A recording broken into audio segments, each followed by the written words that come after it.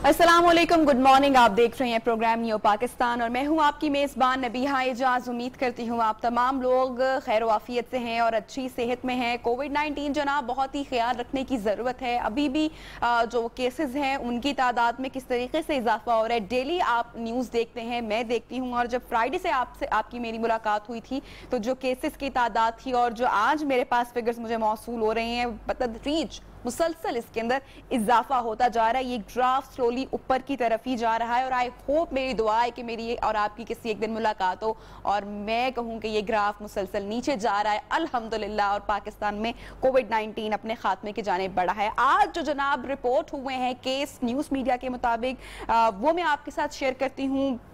तेजी के साथ बढ़े केसेस जनाब 1,81,000 के करीब पूरे पाकिस्तान से जो ये केसेस हैं कोविड-19 के ये रिपोर्ट हुए हैं। और इसके अलावा डेली बेसिस पर जो न्यू केसेस की तादाद है वो तकरीबन लगभग 5,000 के करीब है। 4,951 फिगर बताया जा रहा है जो कि सामने आ रहा है। रिकवर्ड केसेस की भी बात करती हूँ जनाब, मायूस होना जो है वो कोई अच्छी बात नहीं है, ना उम्मीद नहीं होना चाहिए। अल्लाह ताला की रहमत हम पर इंशाल्लाह जरूर नाजिल होगी। तो रिकवर्ड केसेस की भी आपके साथ बात करते हैं। रिकवर्ड केसेस इसमें तकरीबन 67,000 के करीब है जो कि इससे अल्हम्दुलिल्लाह रिकवर्ड हुए हैं। अगर शरह अमवात की बात की जाए तो पाकिस्तान में अब तक कुल 3,590 अमवात हो चुकी हैं। जो शरह अमवात डेली बेसिस की है वो तकरीबन 119 के लगभग है। तो अभी भी आपने जो बेहतियाती है या लापरवाही का मुजाहिरा है आपने कहीं पर भी नहीं करना। एक लम्हे के लिए भी आपने रिलैक्स नहीं होना है, स्पेशली जब आप अपने घर से बाहर कदम रखते हैं। डेली हम आपको बताते हैं कि 3 चीजों का आपने लाजमी ख्याल रखना है। Number 1 social distancing, number 2 hand clean, hand sanitise करना, नंबर 3 मास्क पहनना। ये 3 चीजें अगर आप करेंगे, एहतियात बरतेंगे तो मेरे ख्याल से कि आप कोविड-19 से, इस मूजी वर्ष से, वबा से आप बच सकते हैं, दूर रह सकते हैं। जनाब आज का जो प्रोग्राम है जरा उसकी जानिब हम लोग बढ़ते हैं चूंकि बहुत सारे लोगों के जहनों में बहुत सारे सवालात भी हैं कि खुदा न खास्ता अगर उनके घर में कोई कोविड-19 का पेशेंट है या हो जाता है, अल्लाह ना करे, तो उसके बाद उनको किस डॉक्टर से राय लेनी है, उनको किस अस्पताल का रुख करना है, कहाँ जाना है। तो ये एक कंफ्यूजन बड़ी है कि किससे राब्ता किया जाए क्योंकि लोग डरते भी हैं, जरा घबराते भी हैं हॉस्पिटल जाने से, डॉक्टर से बात करने से। तो आप लोगों ने घबराना नहीं है। ये हमारे वो डॉक्टर्स हैं, ये हमारे वो हीरोज हैं जनाब जो कि फ्रंट लाइन पर इस वक्त मौजूद हैं, जो कि डायरेक्टली इंटरेक्ट कर रहे हैं कोविड-19 के पेशेंट से, अपनी जान जोखिम में डालकर अपनी ड्यूटीज ये लोग सर अंजाम दे रहे हैं। तो हम सैल्यूट पेश करते हैं उन तमाम हीरोज को, हमारे उन तमाम डॉक्टर्स को, पैरामेडिकल स्टाफ को जो कि इस वक्त हॉस्पिटल्स में मौजूद हैं और अपनी जिम्मेदारियां भरपूर तरीके से निभा रहे हैं। तो इन पर ट्रस्ट करना जनाब बहुत जरूरी है। और ऐसे में एक हमारा पंजाब में लाहौर में एक हॉस्पिटल जो कि सरे फहरिस्त है, जहां के डॉक्टर्स, जहां का स्टाफ 24 घंटे अवेलेबल है सिर्फ आप लोगों के लिए, आपके सवालों के जवाब देने के लिए, आपकी मदद करने के लिए, आपको सर्विसेज देने के लिए। तो मैं बात कर रही हूँ Chaudhary Mohammad Akram teaching and research hospital की, जहां के लायक और काबिल डॉक्टर्स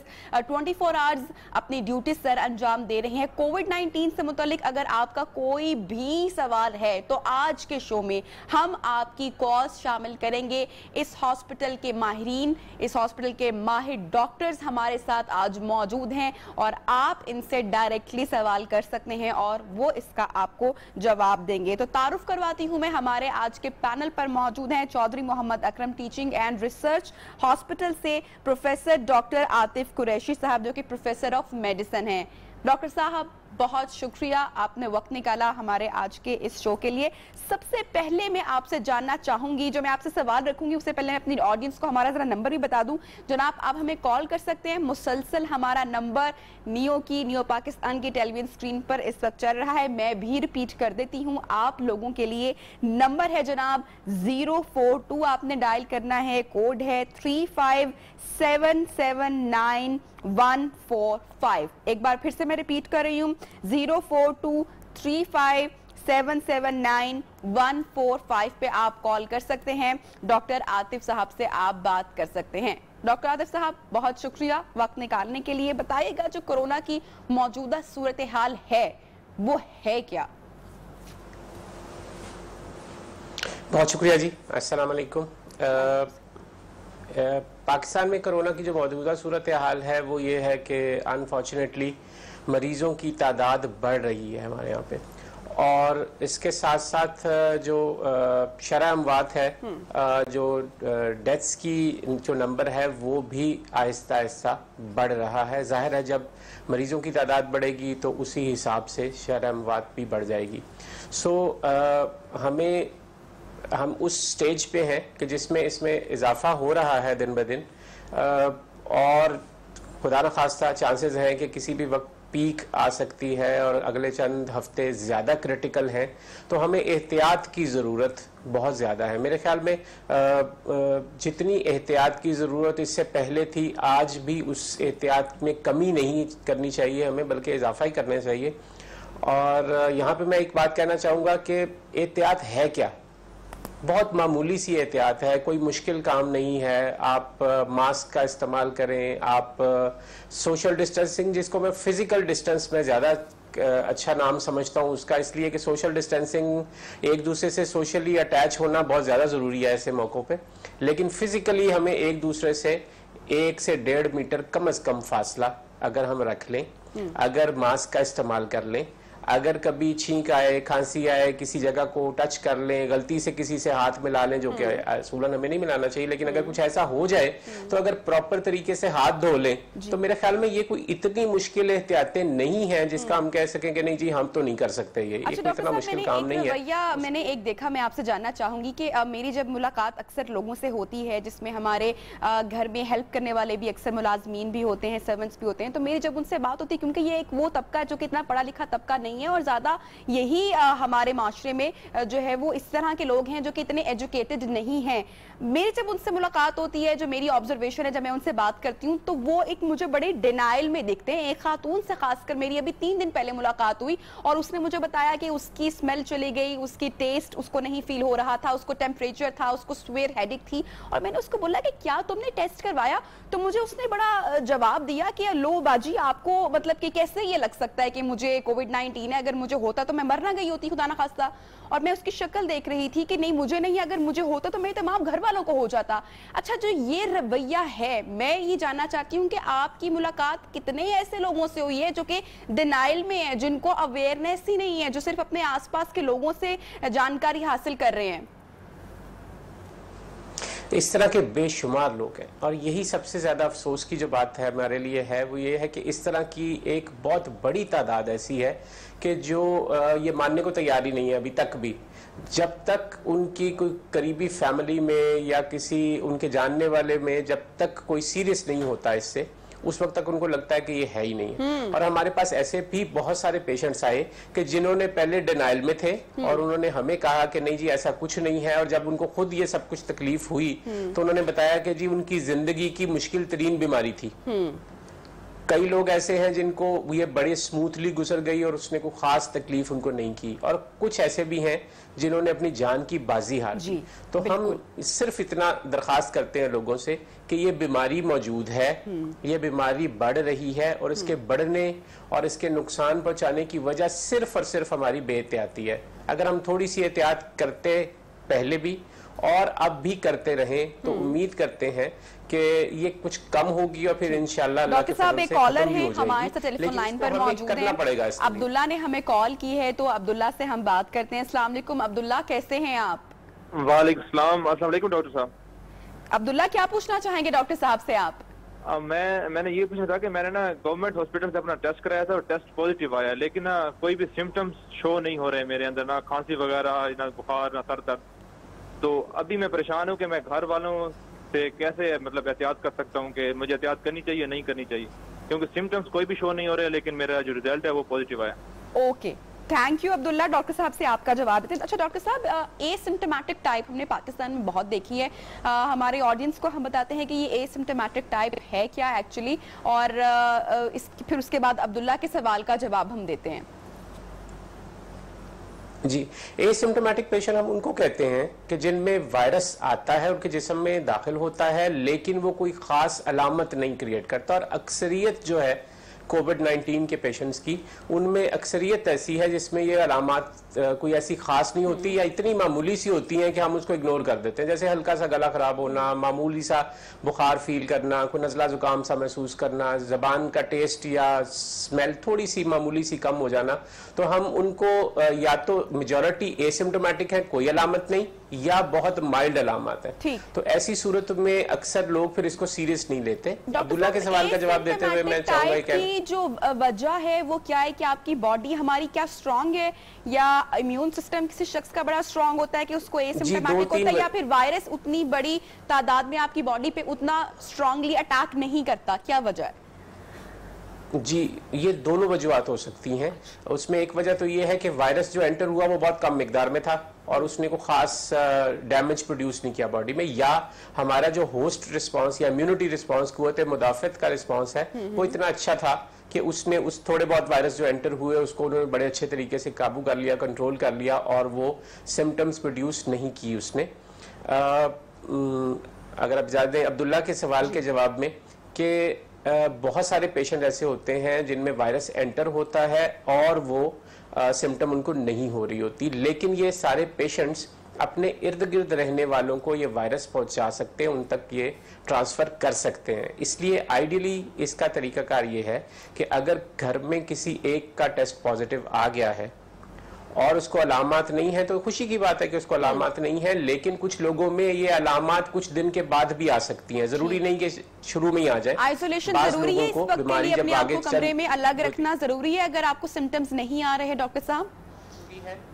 जी बिल्कुल, आइसोलेशन जरूरी है और दूसरों के साथ, अपने घर वालों के साथ कांटेक्ट मिनिमम कर दें।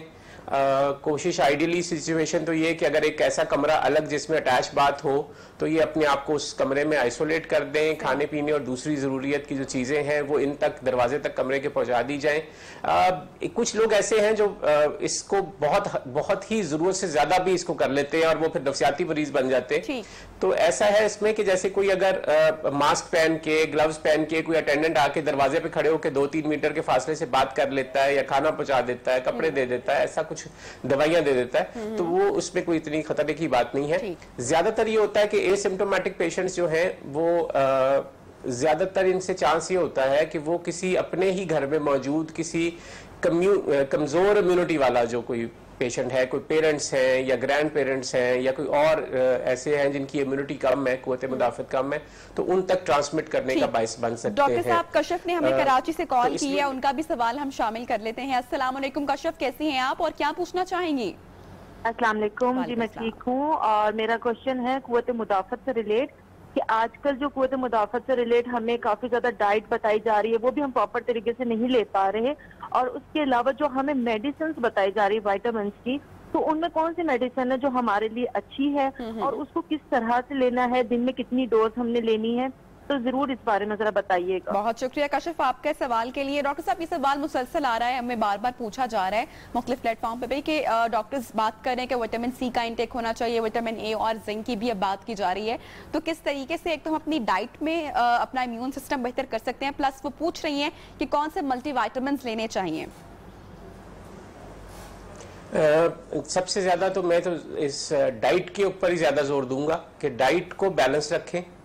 ऐसी तमाम चीज़ें जो कि कुछ मुख्तलिफ बीमारियां करती हैं, जैसे ठंडी और खट्टी अशिया हैं, और ऐसी चीज़ जो आपको सूट नहीं करती वो इस्तेमाल ना करें और डाइट को बैलेंस रखें। इसके साथ जहाँ तक विटामिन्स का ताल्लुक है, तो जो सीजनल फ्रूट्स हैं, जो वेजिटेबल्स हैं, अगर आप इस्तेमाल कर रहे हैं मुनासिब मिकदार में तो अमूमन विटामिन्स की कमी भी पूरी हो जाती है। लेकिन अगर फिर भी कोई लेना चाहे तो vitamin A, vitamin D, vitamin C, zinc, ये सारी ऐसी चीज़ें हैं कि जिनका जिक्र किया जा रहा है कि ये फ़ायदेमंद हो सकती हैं इम्यूनिटी को बूस्ट करने में, लेकिन इनको सब चीज़ों को इकट्ठा बहुत हैवी डोज में लेना बिल्कुल भी मुनासिब नहीं है। तो इसके लिए अमूमन हम तजवीज़ करते हैं कि जो भी आपके फिजिशियन हैं, जिनसे आप रेगुलर राब्ते में रहते हैं, जिनसे आप अपनी बीमारी जब कभी खुदा न खास्ता हो तो उनसे आपके जो फैमिली फिजिशियन हैं या जो आपके रेगुलर फिजिशियन हैं उनसे राब्ता कर लीजिए, वो आपको बेहतर गाइड कर देंगे कि क्या है। लेकिन ओवरऑल जनरली अगर विटामिन ए, डी, सी और जिंक अगर इसका इस्तेमाल किया जाए या ऐसी डाइट जिनमें ये है तो वो उसके लिए बेहतर है, इम्यूनिटी को बूस्ट करती है। डॉक्टर साहब, अहमद ने लाहौर से कॉल, क्योंकि मेरे पास एक पेशेंट आया जो कि इन तमाम विटामिन्स की 2-2 गोलियां रोजाना खा रहे थे तो जरूरत से ज्यादा दवाई भी। हाँ जी, नाज़रीन को हम यहाँ पे यही कहना चाहेंगे कि आप खुद से प्लीज किसी भी दवाई का इस्तेमाल मत करें डॉक्टर के रिकमेंडेशन से, चाहे मल्टीविटामिन है या कोई और दवाई। अगर आपकी तबीयत नासाज है तो डॉक्टर के मशवरे से जनाब आपको अपनी किसी भी मेडिसिन का इस्तेमाल करना चाहिए। और मल्टीविटामिन का भी ये नहीं है कि आप पूरा एक बैठ गए हैं कि अच्छा मल्टीविटामिन ही खाते जा रहे हैं, ऐसा भी आपने हरगिज नहीं करना है। अहमद ने लाहौर से कॉल किए, जनाब उनका सवाल शामिल करते हैं। अस्सलाम वालेकुम अहमद, क्या हाल है और क्या पूछना चाहेंगे? वालेकुम सलाम जी। हाँ, मैं ठीक हूँ।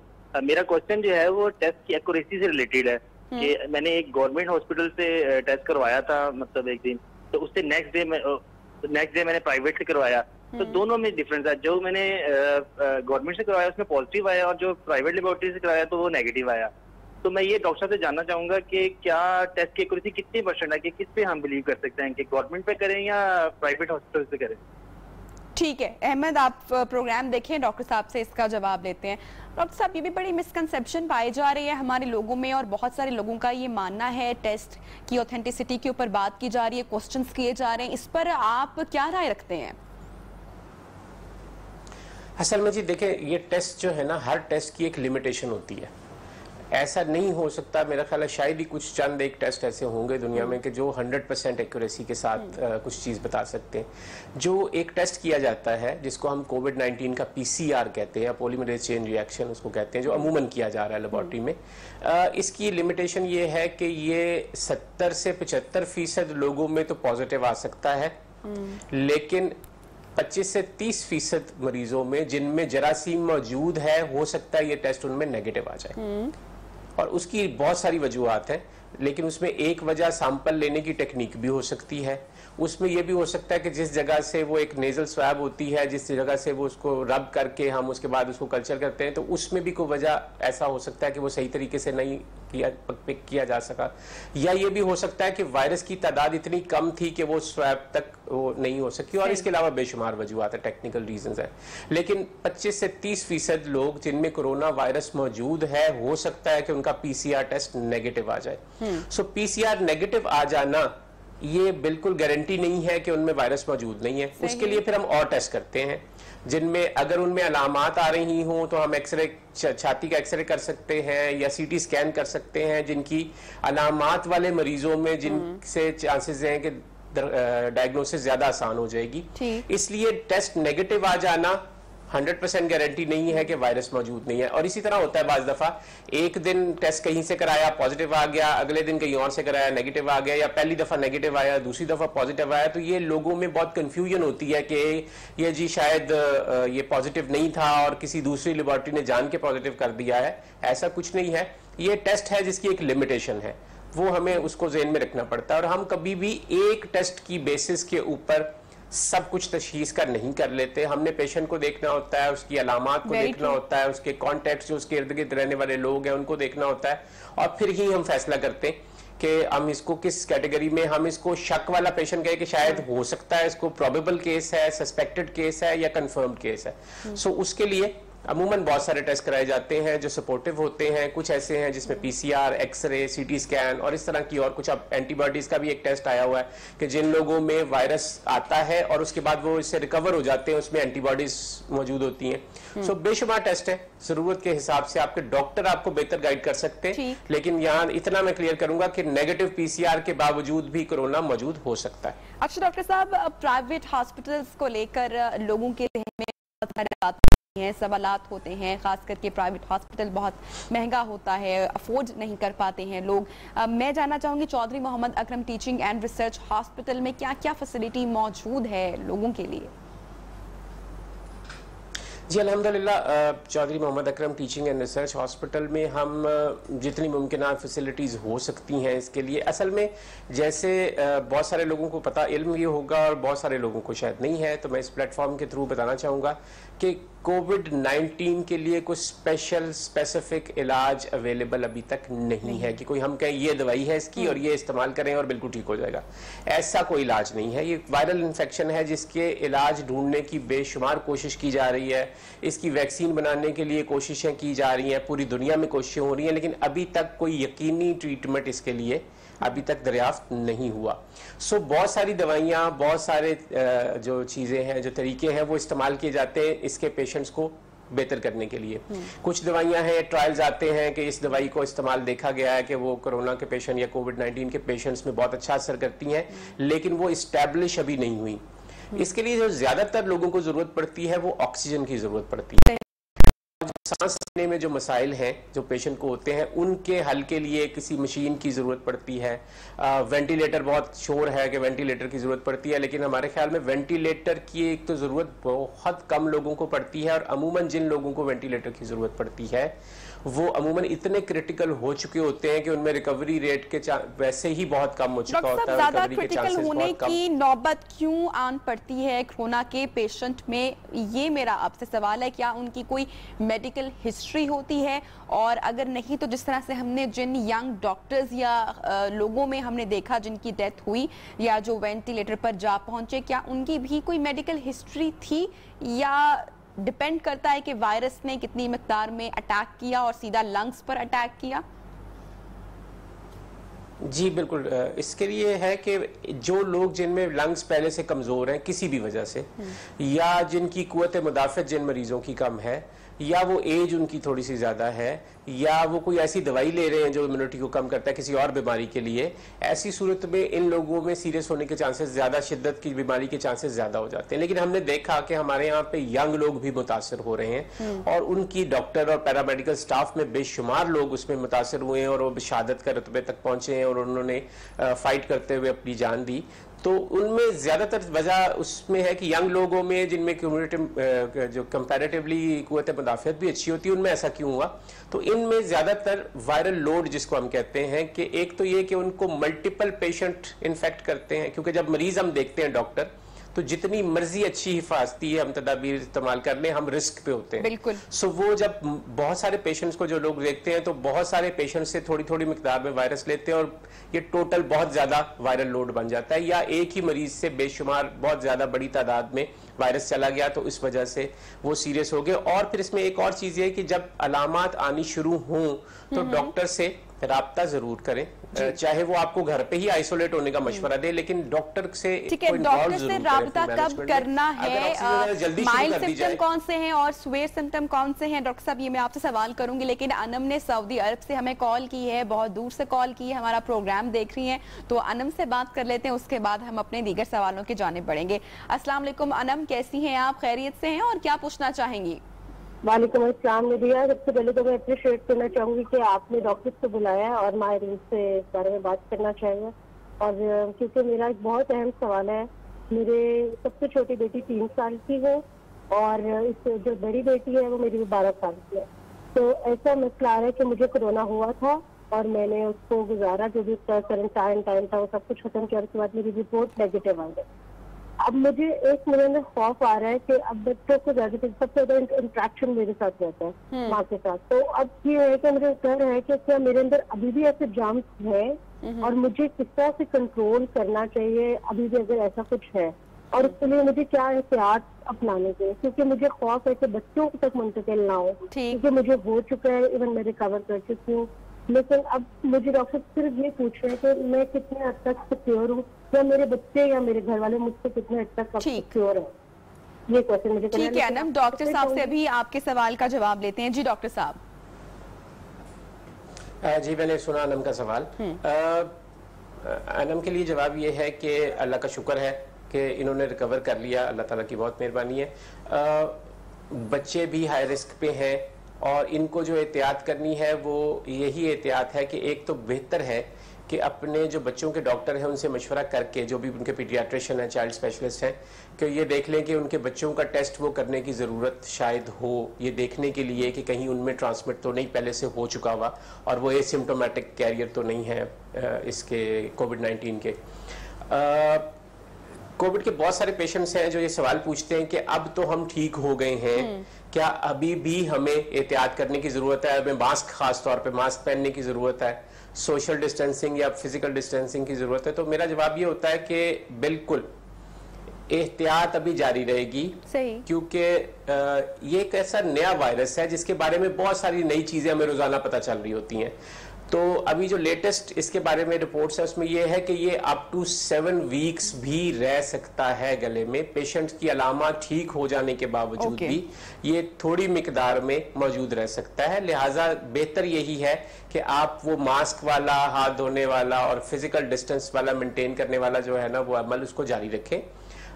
लेकिन शायद मुनासिब ये होगा कि बच्चों में चूंकि इनको हुआ था तो घर में, तो बेहतर है कि बाकी फैमिली जो बच्चे भी और बूढ़े भी अगर या कोई और जो फैमिली मेंबर है वो अपना टेस्ट जरूर करवा ले डॉक्टर से मशवरे के साथ। ठीक है डॉक्टर साहब, आप हमारे साथ मौजूद रहिएगा। हमारी ऑडियंस जो कि इस वक्त हमारा प्रोग्राम देख रही है, हम जनाब ब्रेक पर जा रहे हैं। जब ब्रेक से हम लोग वापस आएंगे तो आपकी कॉल से मजीद शामिल करेंगे। डॉक्टर साहब से सवाल जवाब का सिलसिला भी जारी है, तो कहीं मत जाइएगा, स्टे ट्यून विद अस।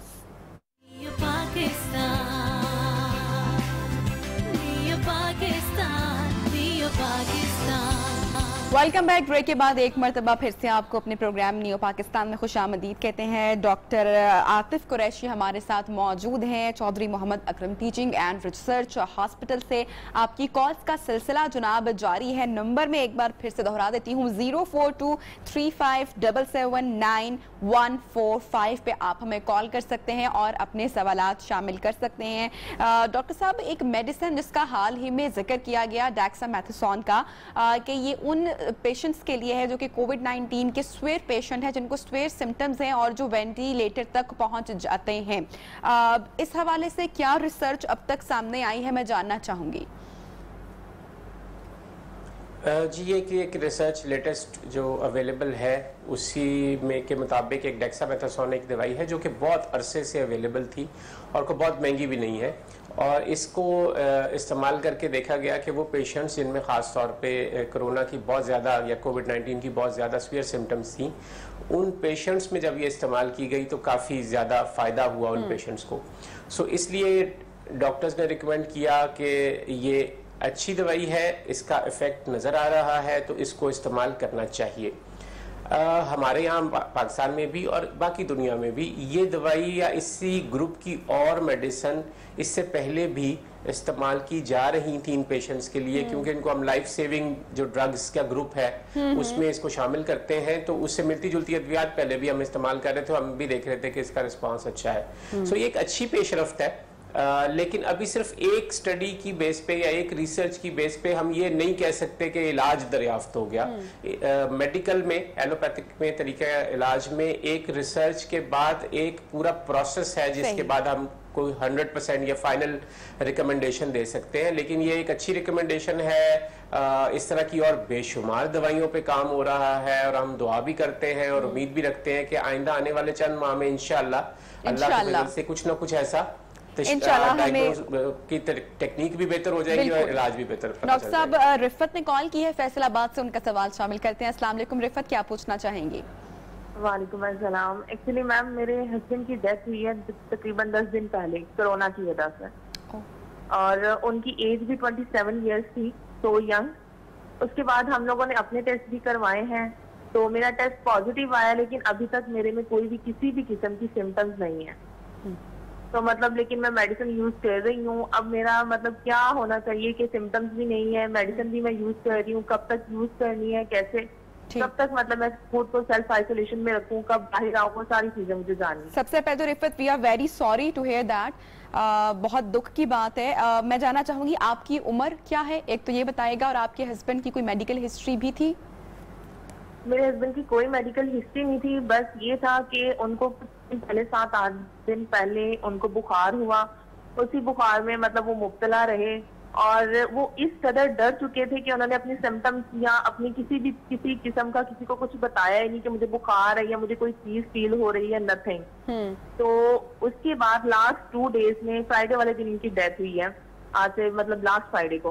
तो जब उनकी डेथ हुई है, डेथ से 2 दिन पहले उनकी जो हम लोगों ने उनकी पल्स मीटर जब चेक किया तो उनकी 31% जो है वो ब्रीदिंग थी।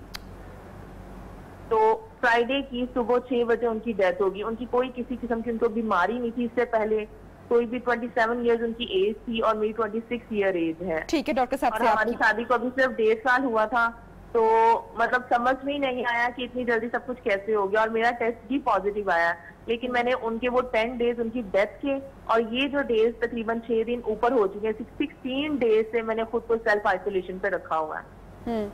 रिफत, आपको हम यही इस टाइम पे कहना चाहेंगे, यकीनी तौर पे ये एक मुश्किल की घड़ी है उन तमाम लोगों के लिए जिनके अपने उनसे बिछड़ गए हैं, लेकिन हम जितनी भी आपको तसल्ली दे दें इस वक्त वो यकीनी तौर पे वो नाकाफी है, या वो तमाम लोग जो आपके पास मौजूद हैं। लेकिन हम यही कहना चाहेंगे, चूंकि हमारी आपसे बात हो रही है, कि आपने मेंटली तौर पर अपने आप को आपने स्ट्रांग रखना है, नफ्सियाती तौर पर आपने अपने आप को स्ट्रांग रखना है और इसकी लपेट में आपने नहीं आना है। क्या आप रेडी हैं? क्या आपने अपने आप को समझाया है मेंटली इस बात से लड़ने के लिए, इससे फाइट करने के लिए? बिल्कुल, मैंने अपनी हिम्मत नहीं हारी। मेरे लिए सबसे बड़ा दुख का सदमा था कि एक 26 साल की एज में मैं 1.5 साल सिर्फ अपनी शादी को एंजॉय कर सकी। इसके बावजूद मैंने खुद को संभाला हुआ है और मैं सेल्फ आइसोलेशन में हूँ, किसी से बातचीत नहीं कर रही, किसी के पास नहीं रह रही। तो मेरे लिए बहुत बड़ा सदमा था। इसके बावजूद मैंने खुद को संभाला हुआ, लेकिन अभी तक मेरे में किसी भी किस्म की कोई भी सिम्टम्स नहीं आई। रिफत, क्या कहना चाहेंगी उन लोगों को जो इस वक्त आपको देख रहे हैं, जो आपको सुन रहे हैं, जो अपना दिल हार बैठे हैं, जो अपने प्यारों को खो बैठे हैं, कैसे अपने आप को इस मुश्किल वक्त में वो स्ट्रॉन्ग रख सकते हैं? उनको क्या एक पैगाम देंगी? फिर डॉक्टर साहब से बात करते हैं। मैं सिर्फ उनको इतना मैसेज दूंगी कि सिर्फ अब मुझे मेरी जात नहीं नजर आती, मुझे नजर आते हैं वो पेरेंट्स जिन्होंने अपना जवान बेटा खोया है, और मुझे उनके लिए जीना है, मुझे उनकी खातिर करना है, उनको कमा के देना, उनको पालना है। बिकॉज उनके सिर्फ 2 ही बेटे थे, जिसमें से एक की डेथ हो गई और एक तो अभी बहुत छोटा है, वो अभी खुद को संभाल नहीं सकता। तो मैं इनका बेटा बन के रहना चाहती हूँ, इसलिए मैं अपनी हिम्मत को तोड़ नहीं सकती, क्योंकि अगर मैं टूटती हूँ तो मेरे पीछे मेरी पूरी फैमिली टूट जाएगी। बिल्कुल, अल्लाह ताला आपकी मदद करे इस मुश्किल वक्त में, और आप स्ट्रांग रहिए और ये हिम्मत जुटाए आपने रिफत लाजमी रखना है। डॉक्टर साहब जी, बहुत अफसोस की बात है। डेफिनेटली अल्लाह ताला जिनके शौहर थे उनकी मगफरत फरमाए, उनको जन्नतुल फिरदौस में जगह दे, इनको और इनकी बाकी फैमिली को सब्र दे। मेरे ख्याल में रिफत जो है ना, वो एक शायद आइडियल पर्सन होंगी लोगों तक कम्युनिकेट करने के लिए, कि जो लोग डिनाइल की फेज में है कि ये कुछ नहीं है, उनको बता सकें कि ये वाकई एक हकीकत है, और अगर हमने एहतियात ना की तो ये कितने बड़े कीमती लोगों के ज़िया के हमें बर्दाश्त करना पड़ेगा, उनकी जानों को भी हाथ हो सकते हैं बेचारे। रिफत के लिए जैसे बता रही हैं, तकरीबन 16 दिन हो चुके हैं इनके हस्बैंड को जब वो इन्फेक्ट हुए होंगे या उनकी बीमारी के, और उसके बाद के दिनों में तो चांसेस ज़्यादातर हाई चांसेस हैं कि रिफत शायद वायरस क्लियर हो चुका हो। लेकिन हम नहीं जानते कि उन 16 दिनों में से किस डे पे इन तक ट्रांसमिशन हुई भी या नहीं हुई। सो इसलिए मुनासिब तरीकाकार ये है कि रिफत अपना टेस्ट करवा लें। अगर इन्होंने पहले नहीं करवाया तो अपना PCR जो टेस्ट होता है कोविड-19 का, वो ज़रूर करवा लें अगर पहले नहीं हुआ हुआ, और उसकी बेसिस के ऊपर हम फिर देख सकेंगे कि वाकई PCR नेगेटिव आने के बाद भी के बावजूद भी कोरोना हो सकता है। उसके बाद भी जी बिल्कुल, आइडियली जैसे मैंने पहले बताया कि PCR नेगेटिव के बाद भी चांसेस हैं, लेकिन चूंकि इनमें कोई अलामत नहीं है तो हम ये कहेंगे कि आइडियली स्पीकिंग तो 2 PCR होने चाहिए 24 आवर अपार्ट, और दोनों नेगेटिव आ जाए तो फिर हम काफी हद तक श्योर हो सकते हैं कि इनमें ट्रांसमिशन नहीं हुई। लेकिन इन्होंने एहतियात बहरहाल अपनी जारी रखनी है, और अभी आइसोलेशन को तो ये हम कह सकते हैं कि वो थोड़ा सा लाइट कर ले, लेकिन यानी बिल्कुल एक अलग थलग कमरे की जगह थोड़ा सा अपने आप को जाहिर है जिंदगी की तरफ वापस आना है, लेकिन इनको घर तक अपने महदूद रहना चाहिए अभी फिलहाल, जब तक टेस्ट की रिजल्ट 2 टेस्टों की रिपोर्ट नेगेटिव नहीं आ जाती। और इसी तरह बाकी फैमिली के साथ जो डायरेक्ट कांटेक्ट है वो 2 मीटर के फासले से और बार बार हाथ धोना, जो बाकी हम आइसोलेशन के लिए कहते हैं। अभी मेरा ख्याल है जब तक टेस्ट की रिपोर्ट नहीं आती इनको करना चाहिए। हम दुआ भी करते हैं और उम्मीद भी रखते हैं कि अल्लाह करे इनके टेस्ट नेगेटिव आए और इनमें वो जो इनके हस्बैंड के साथ हुआ वो बीमारी इनमें ना हो या इनकी बाकी फैमिली में ना हो। ठीक है डॉक्टर साहब, सरवत ने हमें कॉल की है, उनका सवाल शामिल करते हैं। अस्सलाम वालेकुम सरवत, कैसी हैं आप और क्या पूछना चाहेंगी? बिल्कुल ठीक नबिया, आप कैसी हैं? ठीक है अल्हम्दुलिल्लाह, मैं बिल्कुल ठीक ठाक हूँ। मैं ये डॉक्टर साहब से पूछना चाहती हूँ कि जैसे आजकल के हालात चल रहे हैं और यहाँ पे अगर हम टेस्ट भी कराना हो किसी ने तो टेस्ट भी कहते हैं पॉजिटिव नहीं आ रहे हैं, और बहुत मुश्किलें हो रही है लोगों को कि अगर किसी को ऑक्सीजन की प्रॉब्लम हो रही है, घर में कोई अपने आप को क्वारंटीन करता है तो ऑक्सीजन भी नहीं मिल रहे हैं और सिलेंडर्स जो हैं वो इतने महंगे हैं और नायाब हो गए हैं। तो उसके लिए हमें क्या करना चाहिए कि अगर कोई घर में भी अपने आप को रखता है, किसी हॉस्पिटल भी भरे पड़े हैं, जगह नहीं है हॉस्पिटल में, उसके लिए आप क्या बताएंगे, क्या हमें? ठीक है सरबत, बिल्कुल बिल्कुल डॉक्टर साहब से इसका जवाब लेते हैं। जी डॉक्टर साहब, कंसर्न उनका बिल्कुल दुरुस्त है। बिल्कुल दुरुस्त है जी, कंसर्न बिल्कुल दुरुस्त है। असल में जो सूरत हाल जिसमें हम आ गए हैं, हम इसी के लिए पहले भी रिक्वेस्ट कर रहे थे सब लोगों से कि खुदारा एहतियात करें, खुदारा एहतियात करें, क्योंकि जो हमारा हेल्थ सिस्टम है वो शायद इतने ज़्यादा मरीजों का बोझ नहीं संभाल सकेगा। हमारी जो फैसिलिटीज़ जो इसमें इस्तेमाल होती है, जिसमें ऑक्सीजन भी शामिल है, जिसमें पल्स ऑक्सीमीटर भी शामिल है। अब मैंने बहुत सारे मेरे जानने वाले पेशेंट्स हैं जिनमें लोग हैं, फैमिलीज हैं जिनमें कोई ऐसा पेशेंट नहीं है, लेकिन उन्होंने एहतियाती तौर पर कई सिलेंडर और कई पल्स ऑक्सीमीटर जो है वो घर पर रख लिए कि शायद हमें कभी अल्लाह ना करे ज़रूरत पड़े तो फिर मिलेंगे नहीं। तो इस तरह करने से भी कुछ वो शॉर्टेज भी हो गई है। कुछ लोग जो है उन्होंने उसको मुनाफे के लिए या किसी और मोटिव्स के तहत उन्होंने उसको शॉर्ट भी कर दिया है। तो बेहतरीन हल अभी भी यही है कि अपने आप को लिमिट कर लें, अपने घरों में रहें, गैर जरूरी तौर पे बाहर ना निकलें। अगर बाहर जरूरत के तहत निकलना पड़े तो मास्क इस्तेमाल करें, हैंड सैनिटाइजर इस्तेमाल करें, हाथ धोएं, फिजिकल डिस्टेंस मेंटेन करें, ताकि ये हो ही ना। अगर खुदा ना खास्ता हो गया है किसी को और उसको अलामात आ रही हैं, तो मेरे ख्याल में बजाय खुद से फिरने के, मारे फिरने के और जगह तलाश करने के, गवर्नमेंट ऑफ पाकिस्तान की भी हेल्पलाइंस मौजूद हैं। आपके जो डॉक्टर्स, जो फैमिली फिजिशियंस हैं या जिन लोगों के साथ आप डॉक्टर्स के साथ आपका रब्ता रहता है, उनसे भी राब्ते में रहें, क्योंकि वो आपके मुकाबले में ज्यादा बेहतर गाइड कर सकेंगे आपको कि आपको वाकई जरूरत है भी कि नहीं किसी ऑक्सीजन की या किसी और ऐसी दवाई की। और अगर वो जरूरत आपको समझते हैं कि है, तो वो आपके लिए बेहतर लोकेट कर सकते हैं कि किस जगह पे आपको जाना चाहिए और कहाँ पे आपका मसला हल होगा। लेकिन खुदारा इसको, ये जैसे इससे पहले जो कॉलर थी कि एक डेथ हो गई उनकी फैमिली, उनके हस्बैंड की, तो ये प्रिवेंटेबल डेथ थी। शायद अगर ट्रांसमिशन इन्फेक्शन की इतनी ज्यादा ना होती, ना उनको लगती इन्फेक्शन, तो शायद बचाया जा सकता था उनको। और इसी तरह अगर अलामात आ जाए तो बेहतर है जल्दी कंसल्ट कर लें डॉक्टर से। हम ये कहते हैं कि गैर जरूरी तौर पे आप हॉस्पिटल्स भी ना जाएं, लेकिन जब जरूरत पड़ रही है तो ऐसी सूरत में अपनी मेडिकल फैसिलिटी से या अपने डॉक्टर से राब्ता कर लेना चाहिए। वो टेलीफोनिक राब्ता भी हो सकता है, रिपोर्ट्स भी आप भिजवा सकते हैं बिल्कुल। मुख्तलिफ तरीके से। अच्छा डॉक्टर साहब, फेसबुक पर अगर सारे लोग खुद ही तलाश करेंगे। डॉक्टर साहब, फेसबुक पर, सोशल मीडिया पर, मुख्तलिफ सोशल प्लेटफॉर्म पर एक बात की बड़ी चर्चा है, यकीनन आपकी भी नॉलेज से निकला होगा, मैं उस पर आपकी राय, आपका कमेंट जरूर लेना चाहूंगी। ये जहर का टीका डॉक्टर के खिलाफ जो लोग, कुछ लोग बातें कर रहे हैं, फिर $35,000, ये पूरा मामला क्या है? ये जी बहुत अफसोसनाक बात है, बहुत ही अफसोसनाक बात है। मुझे समझ नहीं आता ये कहाँ से चली ये बात निकली और क्यों इतनी मशहूर हो गई है कि आप अपने ही कौम के, अपने ही साथ रहने वाले, काम करने वाले, अपनी फैमिली फ्रेंड्स में काम करने वाले डॉक्टर्स जिन्होंने अपनी जान को खतरे में डाला हुआ है, क्योंकि वो हमने देखा है कि जब पता चलता है किसी पेशेंट को कि उसको कोरोना है तो बहुत सारे लोग उसका सोशल बाइकआउट कर देते हैं, उसके घर नहीं जाते। तो बड़ा अच्छा करते, नहीं जाना चाहिए, लेकिन उससे बात भी नहीं, टेलीफोन पे बात ना करने की भी कुछ लोग करते हैं कि जी बात भी नहीं करनी कि शायद मोबाइल के थ्रू फैल जाएगा कोरोना।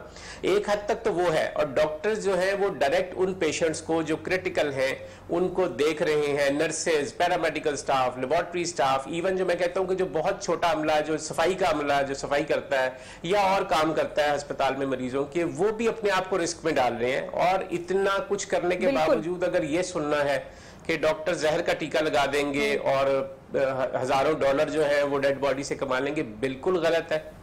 आपको मैं सिर्फ ये कहना चाहूंगा कि आप रोजाना फेसबुक पे भी देखते हैं, खबरों में भी देखते हैं कि बेशुमार डॉक्टर अब तक, बेशुमार नर्सेज और पैरामेडिकल स्टाफ अब तक अपनी जान की बाजी हार चुका है। तो क्या उनको भी जहर का टीका लगाया था उनके कोलीग्स ने? डॉक्टर खुद, डॉक्टरों के बच्चे, डॉक्टरों के पेरेंट्स, उनकी भी डेथ हो रही है रोजाना। अगर हम देखें तो 3-4 डॉक्टर जो प्रोमिनेंट है, इसके अलावा बेशुमार है जिनका शायद पता भी नहीं चलता लोगों को, लेकिन बेशुमार लोग रोजाना हेल्थ रिलेटेड जो अमला है, जो स्टाफ है, वो उनकी डेथ्स हो रही हैं, वो बीमार हो रहे हैं, वो क्रिटिकल हो रहे हैं। तो क्या उनको भी जहर के टीके लगाए जा रहे हैं? ऐसा नहीं है। खुदारा इस एक गलत खबर है, एक अफवाह भी नहीं कहूंगा, ये तो अफवाह से भी कोई ज्यादा बहुत ही मिसलीडिंग किस्म की चीज है ये, तो उसकी तरफ कान ना धरें। हम आपके ही डॉक्टर्स हैं, हम आप ही के साथ काम करने के लिए, आपकी खिदमत के लिए नर्सेस हैं, सब लोग हम आपके लिए कोशिश कर रहे हैं। तो खुदारा जब एक बंदा जिसने अपनी जान को खतरे में डाला हुआ है और कुर्बानियां दे रहा है और शहादत हासिल कर रहा है, उसको जब ये सुनने में मिलता है, इतना कुछ करने के बाद, अपनी जान का रिस्क लेने के बाद भी जब ये सुनने को मिलता है कि डॉक्टर टीका लगा देंगे, तो कितने अफसोस की बात है। ये बहुत डिमोरलाइजिंग है मेरे ख्याल में, और लोगों को समझना चाहिए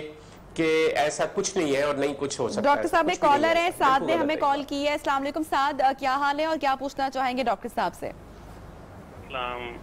मैडम, मैं डॉक्टर साहब से ये पता करना चाहता हूँ कि मेरे अंदर सिम्टम थे तकरीबन कोरोना वाले सारे, तो मैं ये पता करना चाह रहा था कि अब मैं एंटीबॉडी टेस्ट जो है वो करवा लूँ। मुझे तकरीबन 1 माह पहले हुआ था, इस तरह सारे सिम्टम्स वगैरह आए थे। ठीक है साहब। और प्लाज्मा की भी थोड़ी सी बता दीजिएगा कि वो हम अगर डोनेट करना चाहते हैं तो ठीक है, क्या प्रोसीजर है? ठीक डॉक्टर साहब, वो अपना ब्लड प्लाज्मा डोनेट करने से मुतालिक जानना चाह रहे हैं और साथ एंटीबॉडी टेस्ट अब वो क्या करवा सकते हैं? 1 महीना पहले उनको वायरस ने अटैक किया था। जी बिल्कुल, ये बिल्कुल अपना एंटीबॉडी टेस्ट करवा सकते हैं, करवा लेना चाहिए, क्योंकि प्लाज्मा देने ना देने का जो फैसला है वो शायद इनके टेस्ट के बाद ही, टेस्ट जो बहुत सारे और भी हो सकते हैं, लेकिन एंटीबॉडी के टेस्ट के बाद ही फैसला होगा।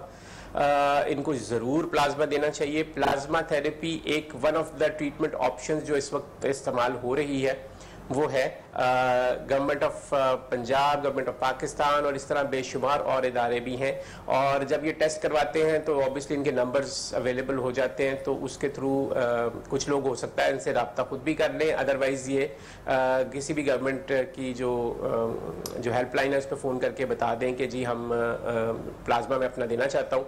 तो टेस्ट अगर हो जाए एंटीबॉडी का तो अच्छी बात है, लेकिन एक चीज़ यहाँ पे मैं क्लियर करूँगा कि एंटीबॉडी टेस्ट में पॉजिटिव आ गया तो इसका ये 100% श्योरिटी नहीं है कि इनको जो है ना अब एहतियात नहीं करनी। एहतियात बहरहाल इन्होंने करनी है, क्योंकि वायरस दोबारा भी बहुत कम चांसेस है, लेकिन इनकी बॉडी में एंटर हो सकता है दोबारा भी। अभी भी कुछ केसेस ऐसे नए आ रहे हैं जिसमें री इन्फेक्शन के सस्पिशन है। अच्छा डॉक्टर साहब, हर शख्स में वायरस अटैक होने के बाद जो सिम्टम्स हैं वो अलग तरह के हैं, कौन से सिम्टम्स पर डॉक्टर से राब्ता करना जरूरी है? और क्या सर दर्द होना भी एक वन ऑफ कोविड-19 का सिम्टम है? कोविड-19 की सिम्टम्स जो है वो अमूमन उनको हम कहते हैं कि वो ज़्यादातर गला ख़राब और खांसी और बुखार और जिस्म में दर्दें कॉमन है, लेकिन ये ऐसी अलामात है जो किसी और बीमारी में भी हो सकती हैं।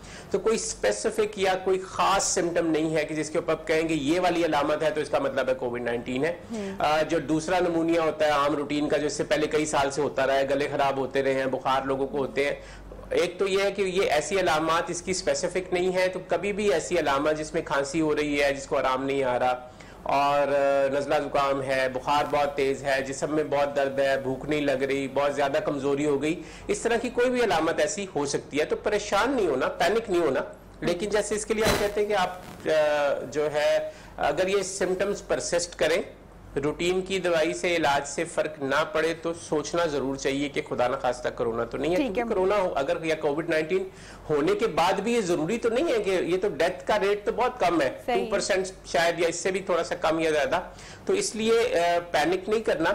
लेकिन अगर अलामात ऐसी हैं जो परसिस्ट कर रही हैं, आराम नहीं आ रहा, तो ऐसी सूरत में डेफिनेटली राब्ता करना है। लेकिन अगर इस अलामात के साथ सांस लेने में दुश्वारी हो रही है तो डॉक्टर से राब्ता करना जरूरी है। ठीक है, मोहम्मद अजीम ने हमें कॉल की है। जी मोहम्मद अजीम, शुक्रिया एबटाबाद से आपने हमें राब्ता किया, क्या पूछना चाहेंगे? वालेकुम सलाम मैडम, प्रॉब्लम है ये, क्या नाम है, गले में खारिश हो रही है और गले में सांस की प्रॉब्लम हो रही है। इसके लिए मालूमात लेनी थी डॉक्टर साहब से कि क्या चीज, कौन सी एंटीबायोटिक यूज करनी चाहिए इसके लिए। ठीक है मोहम्मद अजीम, बहुत शुक्रिया जी। डॉक्टर साहब जी, इस तरह से तो मैं एडवाइस नहीं करूंगा कि कोई इनकी दो अलामात के हिसाब से, क्योंकि पहले हमें ये देखना है कि इनका गला वाकई कितना ख़राब है और उसके लिए कौन सी उनको एंटीबायोटिक की, बहुत सारी एंटीबायोटिक आजकल इसके लिए ख़ास तौर पर ऐसी दी जा रही हैं, लेकिन